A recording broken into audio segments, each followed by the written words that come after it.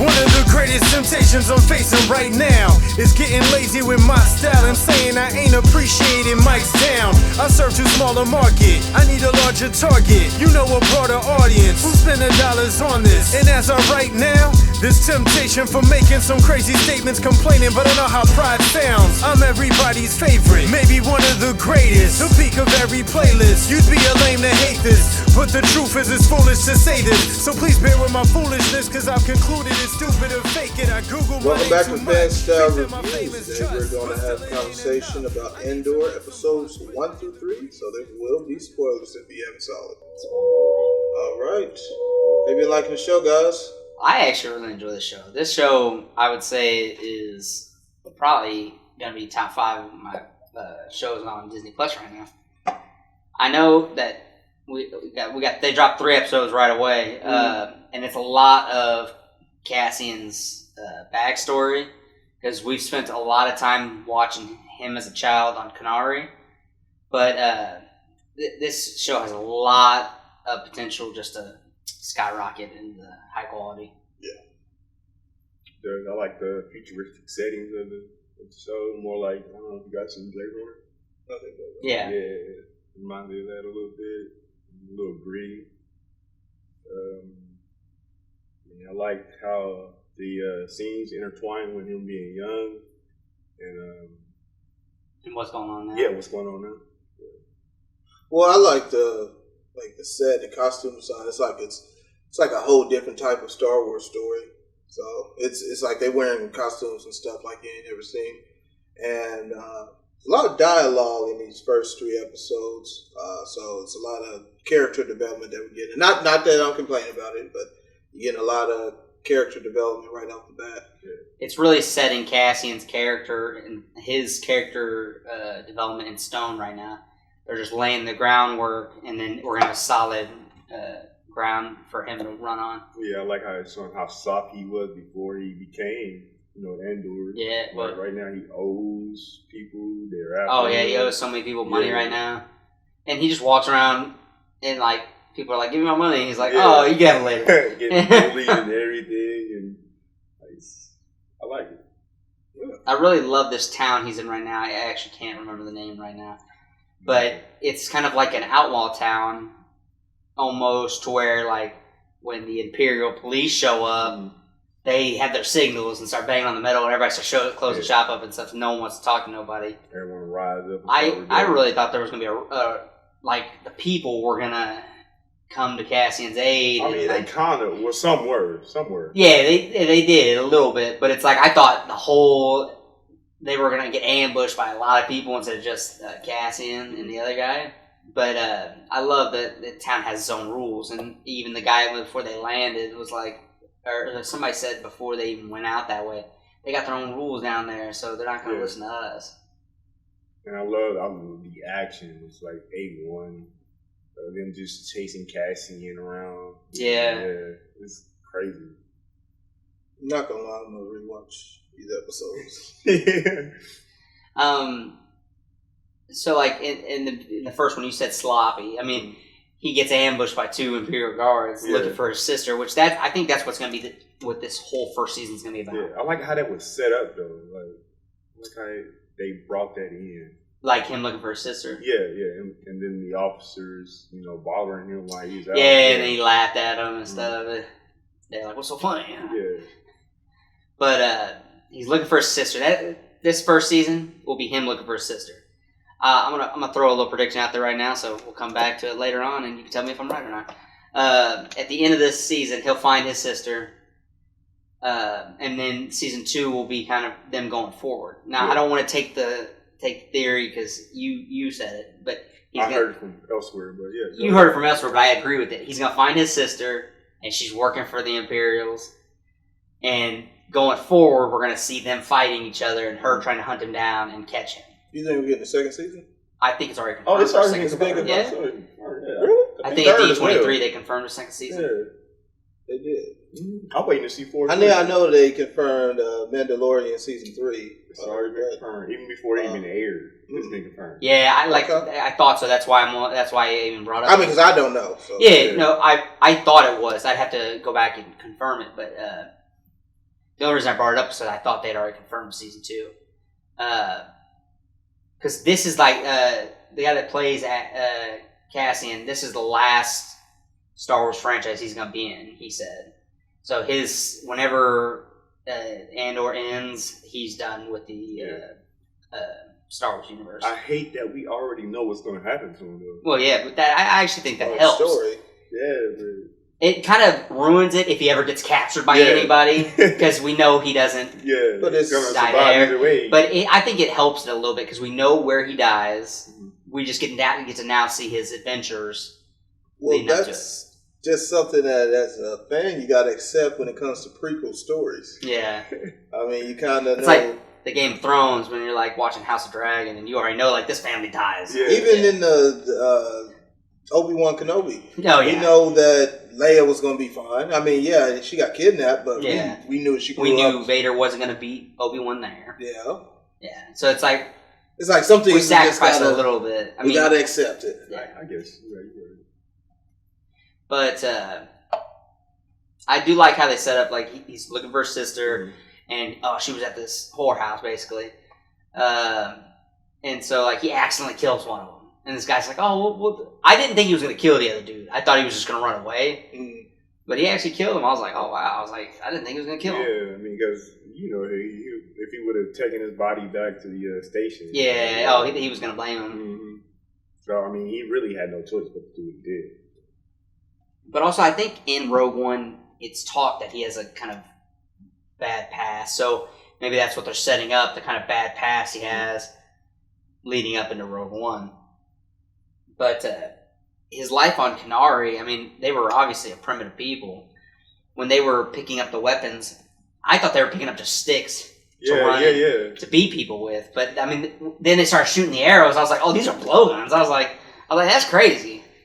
They're basically like primitive Indians with the primitive weapons, and they see a ship fall from the sky. And they're like, oh, let's go check it out. Yeah, I was just curious about what killed the people on the ship. Like some contagious disease or... But I don't know, because I thought it was the air, but then when Cassian's mom and the dude she was with come on board, because they got oxygen masks on, but then the B is like, oh, air levels are okay, and so they take it off, so it can't be the air. I mean, or unless maybe that they're more adaptable to breathing the air. Yeah, because they didn't really say what caused the ship to go down or whatever. They did not say what caused it to go down, because I don't think it was them. There's no way they could have taken the ship down. Or maybe there is, but maybe just the whole ship going down, because the guy did get back up, the guy that was outside. So maybe it wasn't the air, maybe just the ship going down threw people around and killed them. Okay. Maybe. Guys, I'm not going to lie, I just watched all this morning, so like I said, I'm gonna have to rewatch them again. But that's why I'm kind of just letting them just have a conversation. If y'all notice, I'm over here just. Yeah, but it's a really interesting story so far. I mean, it's a little shallow, but I think this is what this show is needed for. I think I got a breakthrough just go back and just. I think I might need to watch Rogue One again because that was a good film. Just to watch it. To just get back into the depth of the character, because I mean, Rogue One was 6 years ago. Yeah. So get back into the character, and then continue watching it, and then I might get some more perspective about dialogue scenes, because a lot of dialogue.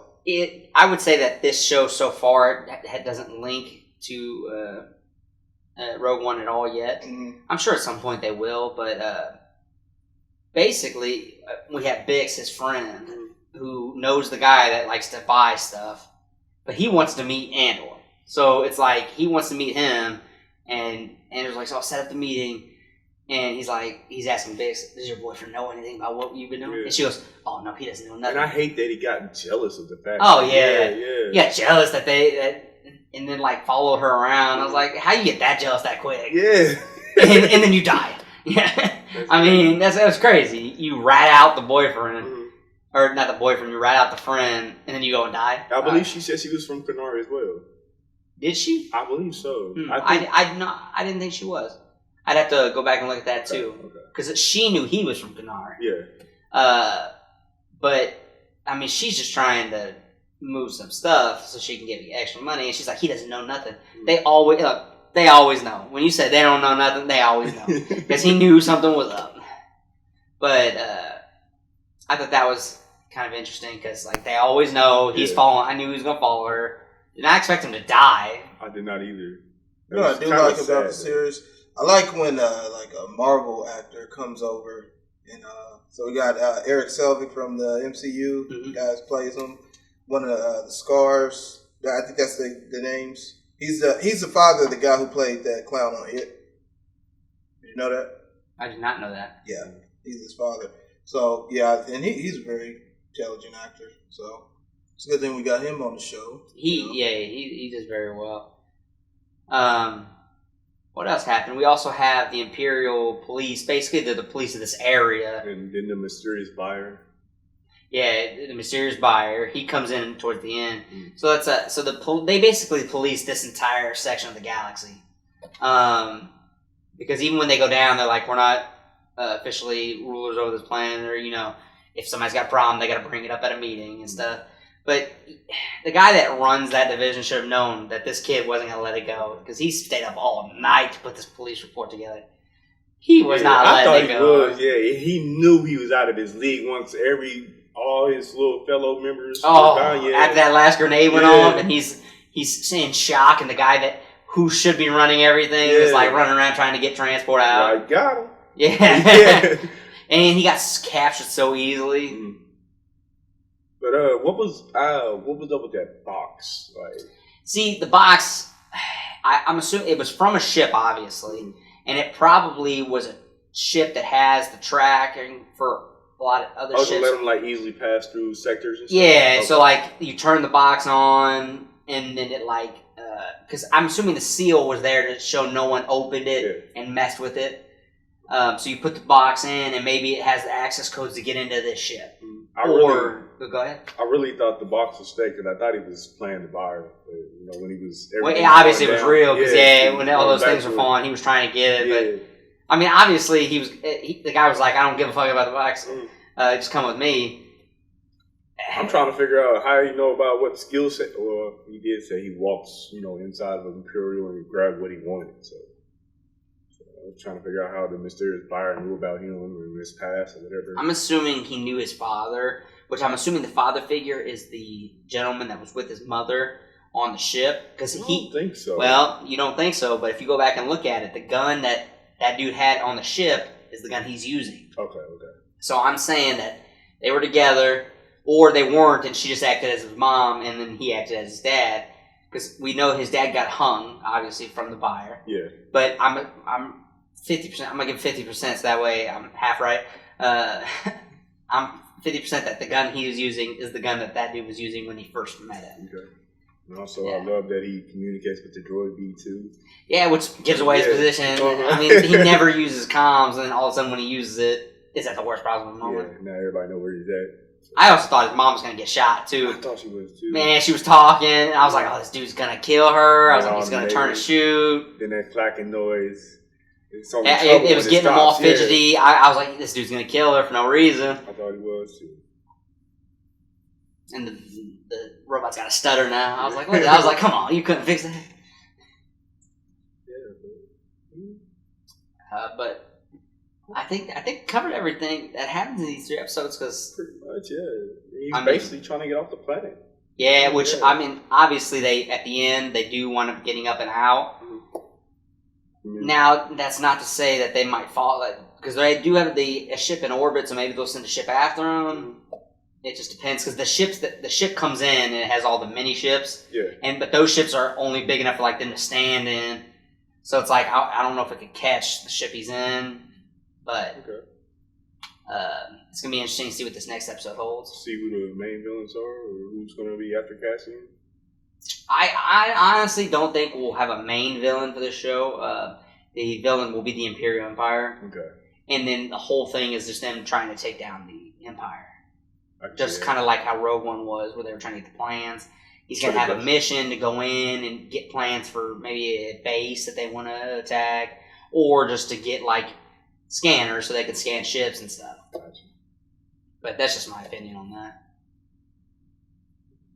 Over overall, it was. I was pretty decent. I'm gonna give it a 9 out of 9. Okay, we didn't stay. No, that's fine. That's fine. Let's We'll go into ratings. So obviously you gave your rating. I did. gave it a 9 out of 9. Yes. 9 out of 9. 9 out of 10. 9 out of 9. He capped it at 9. So why you cap it at 9? I'm curious. All right, 9 out of 10. yeah. No, I mean, It's just the beginning. So the first 3 episodes, it's gonna get a 9. You're 9 out for all. Or 9 out of 10 for all all. 3 of them. All 3. Yeah. all 3 get a 9 out of 10. Yes. That's the 9 math? out of 10. Yeah. All right. I guess 9 out of 10. I'm gonna go ahead and give 9 out of 10 for all of them as well. Because even though they were build-ups and layering of his background, they did it in a very well way. I'm actually going to give each episode 7. Now, I'm basing this on me just watching it this morning. So I am going to do a rewatch. I might do some on-screen changing of my ratings, but that'll be off-screen, so y'all ain't going to see that. Yeah. So all of them get 7s for me. There was a lot of heavy dialogue. So, like I said, I think I'm going to go back into Rogue One just so I can get a bit more depth into the character again, reintroduce myself to him, and then I'm going to come back to the show, and then... And I could see it's got a lot of dialogue, kind of how like WandaVision did, and that turned people off from WandaVision. So I hope it doesn't turn you off from the series, but I think the heavy dialogue was needed. Yeah, that's what I'm saying. I didn't judge it. No, I'm saying a lot of people judge WandaVision on that, so just don't let it deter you from it. Yeah. But I think that's it. So thank you for watching another Fan Style Review video, and as always, I'm Ben Frank. And I'm Oscar. Jamel. Yeah.